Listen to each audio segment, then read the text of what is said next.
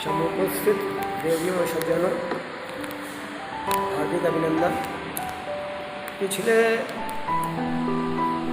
वार्ताक्रम में हम मन पर चर्चा कर रहे थे, जिसमें मन को नियंत्रित करने का दो उपाय बताया गया, अभ्यास और वैराग्य। अभ्यास का अभिप्राय है कि मन को धीरे धीरे विषयों से दूर करना, और वैराग्य का मतलब है कि उन विषयों के प्रति धीरे धीरे विरक्ति उत्पन्न करना, बलपूर्वक छोड़ना और उसमें धीरे धीरे वैराग्य, उसमें के प्रति विरक्ति लाना। ये दोनों दो बातें हैं। बलपूर्वक, इसमें दो शब्द हैं, त्याग और वैराग्य। त्याग शब्द का अर्थ होता है जिसे हम बलपूर्वक करते हैं। मान लिया कि आपको किसी ने पिस्टल दिखाकर और कहा जो है उतार दो, आपने दे दिया और जाके कहिए मैंने त्याग कर दिया, तो ये त्याग नहीं है, ये तो माने अब जबरदस्ती में। और वैराग्य जो है मन में से उत्पन्न होता है। किसी ने आपके पास देखा, कोई अच्छी कलम देखी और उसने कहा, प्रशंसा की, और ये कलम बहुत सुंदर है, तो आपने उसके प्रति आपके कोई मोह आसक्ति नहीं है, उसने प्रशंसा की, आपने उसे वो कलम सौंप दी, ये वैराग्य है।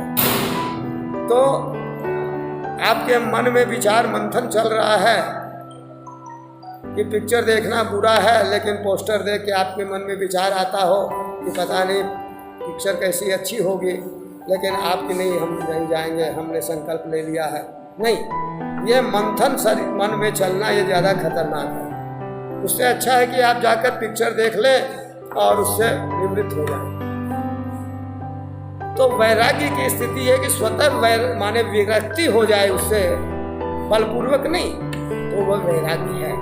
तो ये दो अभ्यास, माने अभ्यास और वैराग्य, ये दो बिंदु जो हैं मन को नियंत्रित करने के साधन हैं बताए गए। और इस पर अगर हम विजय पा लेते हैं तभी हम स्वस्थ मन यानी मानसिक स्वास्थ्य को प्राप्त कर सकते हैं। तो इस तरह से शारीरिक स्वास्थ्य, मानसिक स्वास्थ्य और आत्मिक स्वास्थ्य, माने अध्यात्म के प्रति हमारा रुझान होना, अध्यात्म के प्रति, ईश्वर के प्रति विश्वास होना, ईश्वर के कारण ही हम बोल रहे हैं, ईश्वर के कारण चल रहे हैं, ईश्वर के कारण हम आहार ले रहे हैं।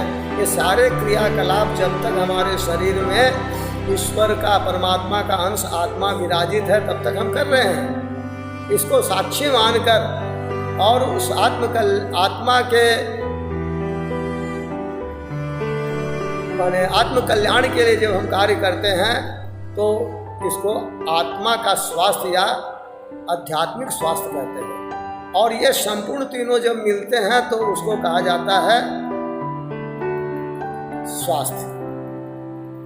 तो ये स्वास्थ्य जो है, आयुर्वेद के जो सिद्धांत हैं, आयुर्वेद वास्तव में हम प्रकृति में जो देखते हैं,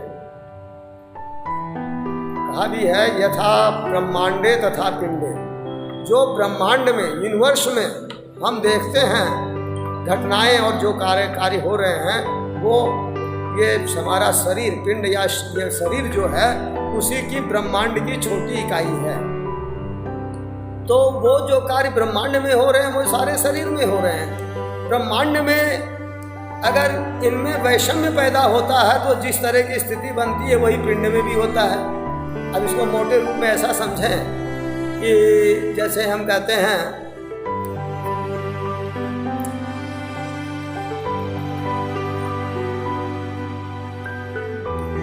यूनिवर्स में सोम, चंद्रमा, सूर्य और अनिल, वायु, ये तीन का अगर सामंजस्य है, ये अपने क्रियाकलाप समय और सही रूप में कर रहे हैं, तो प्रकृति बड़ी सुंदर होती है। तदनुरूप शरीर में वात, पित्त और कफ,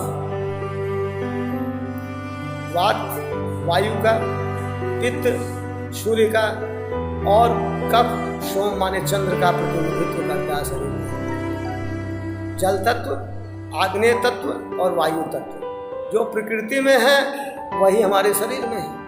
अगर जिस तरह प्रकृति में इनका सामंजस्य प्रकृति को सुंदर, मनमोहक, आकर्षक बनाता, उसी तरह से अगर ये हमारे शरीरांतर्गत वात, पित्त, कफ अगर साम्य में है तो हम स्वस्थ हैं। तो ये प्रकृति के साथ सामंजस्य का शास्त्र है। प्रकृति में अगर वायु तेज चलने लगती है या वायु रुक जाती है या वायु आंधी और तूफान में कन्वर्ट होती है तो क्या झंझावात उत्पन्न होता है, वही स्थिति शरीर में होती है। अगर शरीरांतर्गत वायु का प्रकोप किन्हीं कारणों से हो तो जो प्रकृति में हम देखते हैं वही झंझावात शरीर में हो जाता है, विभिन्न व्याधियां होंगी। जल का अगर तरंगें बढ़ती हैं, प्रकृति में चंद्रमा में अगर कहीं चंद्रमा की गति में, चंद्रमा में व्यवधान आता है, माने जल तत्व की वही अगर शरीरांतर्गत होती है यानी कफ बढ़ता है तो उसके कारण भी। उसी तरह अग्नि, सूर्य जो है, जिस तरह प्राकृतिक रूप में समय अपने उदय होते हैं, अस्त होते हैं और उनकी प्रखरता जीवन देती है, उसी तरह अगर पित्त साम्य में है शरीर में तो शरीर के सारे क्रियाकलाप सम्यक रूप से चलते हैं।